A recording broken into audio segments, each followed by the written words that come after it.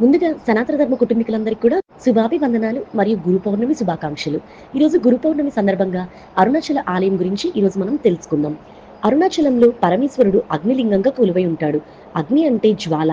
మిగిలిన పంచభూత లింగాల మాదిరిగా ఇక్కడ శివుడు అగ్ని రూపంలో దర్శనమివ్వడు. కేవలం రాతి లింగంలానే ఉంటాడు. అరుణాచలం పరిసర ప్రాంతాల్లో పోలిస్తే ఆలయంలో విపరీతమైన వేడి ఉంటుంది. అది జ్ఞానాగ్ని వల్ల కలిగే వేడి అంటారు. జ్ఞానాగ్ని ఎవరికి కలుగుతుందో వారి కర్మలు దగ్ధమవుతాయి. దాని వలన మళ్ళీ జన్మించాల్సిన అవసరం లేకుండా పాపాలన్నీ కూడా నశించిపోతాయి. అందుకే అరుణాచలాన్ని జ్ఞాన స్వరూపమైన అగ్నిలింగం అని అంటారు. జీవితకాలంలో ఒక్కసారిని దర్శించుకోవాల్సిన క్షేత్రమే అరుణాచలేశ్వరం. పూర్వం బ్రహ్మ మహావిష్ణువులను ఎవరు గొప్ప అని దానిపై ఇరువురు కలహించుకున్నారంట. సృష్టికర్త అయినటువంటి బ్రహ్మ, స్థితికారుడైనటువంటి విష్ణువు శివమాయకు వశం కావడం ఈ కలహానికి కారణమైంది. శివమాయ మోహితులైనటువంటి వీరిని మాయా మేఘం కమ్మేసింది. దీంతో ఇరువురి మధ్య అహంకారం ప్రజ్వరిల్లి కలహానికి దారితీసిందంట.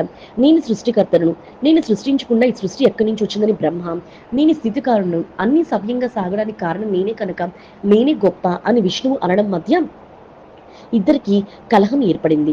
ఏ మాయ వల్లో కానీ వారికి కలహానికి దిగారో అది తెలియని ఇరువురి మధ్య పరమశివుడు ఒక పెద్ద జ్యోతి స్తంభంగా వెలిశాడంట. అనంతరం బ్రహ్మ విష్ణువులిద్దరూ ఈ జ్యోతి స్తంభం ఆది అంతములను తెలుసుకొని రమ్మన్నాడంట. వరాహమూర్తి శ్రీ మహావిష్ణువు జ్యోతిర్లింగం అది తెలుసుకోవడానికి భూమిని తవ్వుకుంటూ పాతాళ లోకం దాటి వెళ్ళిపోగా పైన ఉన్న కొన భాగాన్ని తెలుసుకోవడానికి హంసనెక్కి చతుర్ముఖ బ్రహ్మ ఊర్ధ్వముఖానికి వెళ్లారంట. అలా కొన్ని వేల దివ్య సంవత్సరాలు వాళ్ళు ప్రయాణం చేశారంట. బ్రహ్మకు అలసట వరాడంతో ఒక చోట ఆగిపోయారంట. ఆ సమయం పైనుండి ఒక మొగలి పువ్వును పట్టుకుని అడిగారంట, నువ్వు ఎక్కడి నుంచి వస్తున్నావు అని. అప్పుడు మొగలి పువ్వు, నేను శివుడి తలపై నుంచి కింద పడుతున్నాను అని సమాధానం ఇచ్చిందంట.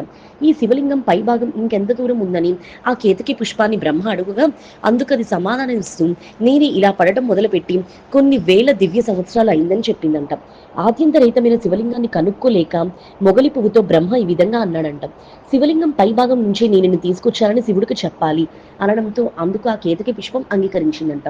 అప్పుడే అక్కడికి వచ్చిన కామధేనువు కూడా సాక్ష్యం చెప్పాల్సిందిగా బ్రహ్మదేవుడు కోరాడు.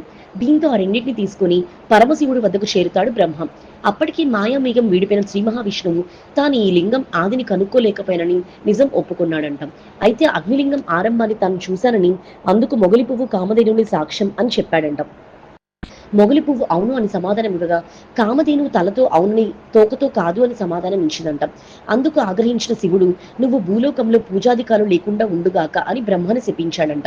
అసత్యాన్ని పలికిన మొగలి పువ్వును పూజకు పనికిరావని, సగం నిజం సగం అబద్ధం చెప్పిన ఆవు ముఖానికి పూజ లేకుండా కేవలం పృష్ఠానికి మాత్రమే పూజలు అందుకుంటామని శపించాడంట. ఆనాడు అలా వెలిసిన అగ్నిస్తంభాన్ని బ్రహ్మ ప్రార్థన చేశాడంట. మా అహంకారం పోయింది, అసలు పరబ్రహ్మ స్వరూపం ఏదో ఆద్యంతములు లేనిదో తెలిసింది.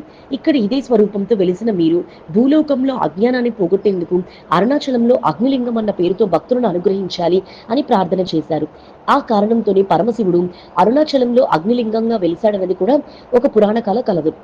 అరుణాచలం ఎంతో మంది సిద్ధ పురుషులకు ఆలవాలం. దేవతలు కూడా ఎప్పుడూ ప్రదక్షిణ చేస్తూ ఉంటారు. పర్వతం మొత్తం శివస్వరూపం. అరుణాచలంలో ఒక మినహాయింపు ఉంది. ఆ పర్వతం చుట్టుపక్కల 24 మైళ్ళ దూరం దాని తేజస్సు పడుతుందంట. అక్కడ ఏ దీక్ష అవసరం లేదంట. ఇందుకు రమణ మహర్షి జీవితంలో జరిగిన ఒక ఘటనను ఉదాహరణగా చెప్తారు. భగవాన్ రమణ మహర్షి అరుణాచలం పర్వతంపై గల విరూపాక్ష గుహలో తెల్లటి కౌపీనం ధరించి ఉన్నారంట. ఆ సమయంలో శృంగగిరి పీఠం నుంచి ఒక పండితుడు వచ్చి, అయ్యా మీరు అన్ని విడిచిపెట్టేశారు, ఏ బంధనం లేదు, ఇలా తెల్లటి గూర్చి పెట్టుకోవడం వెనక కన్నా సన్యాసం స్వీకరించి కాషాయ వస్త్రాలు ధరిస్తే బాగుంటుంది, సన్యాసం కాదంటే ఒక కాషాయ కౌపీనం ధరిస్తే బాగుంటుంది అని సలహా ఇచ్చారంట. అందుకు రమణ మహర్షి ఏ సమాధానం ఇవ్వలేదు. తాను మళ్లీ వస్తానని మనసు మార్చుకుంటే చెప్పండి అని ఆ పండితుడు వెళ్ళిపోయారంట.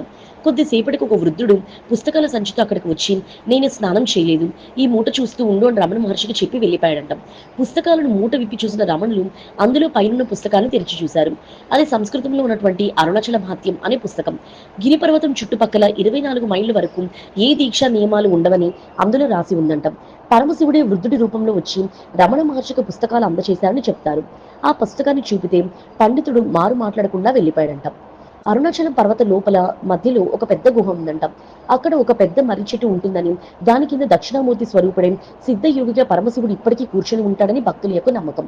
అయితే అక్కడకు వెళ్లాలని ప్రయత్నించినటువంటి వారు తీవ్ర ఇబ్బందులు ఎదుర్కొని చివరకు వెనుతిరిగి వచ్చేశారంట. అలా దక్షిణామూర్తిని దర్శించాలని బయలుదేరిన వెనుక తిరిగిన వాళ్ళలో కూడా రమణ మహర్షి ఉన్నారంట. అరుణాచలం సత్యమైనటువంటి క్షేత్రం. శివుడు లింగ రూపంలో ఆవిర్భవించిన తర్వాత అక్కడ నిర్వహించాల్సిన పూజాది కార్యక్రమాలు ఎలా చేయాలనే విశేషాన్ని ఆయన నిర్ణయించి గౌతమ మహర్షిని ఆదేశించారంట. అరుణాచలంలో ఏ ఏ సేవలు చేయాలి, ఏ ఆలయాలు ఉండాలి, ఏ పూజలు చేయాలి అని నిర్ణయం చేసిన వారే గౌతమ మహర్షి. ఈ క్షేత్రానికి కాలభైరవుడు క్షేత్రపాలకుడు. స్థల వృక్షం ఇప్ప చెట్టు. అదిత కుచలాంబ అనే పేరుతో అమ్మవారు ఇక్కడ ఉంటారు.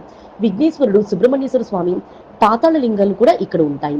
మరి తెలుసుకున్నారు కదా అరుణాచలం యొక్క క్షేత్ర విశేషాలు. ఈ వీడియో చూసిన మీ అందరికీ కూడా కృతజ్ఞతలు.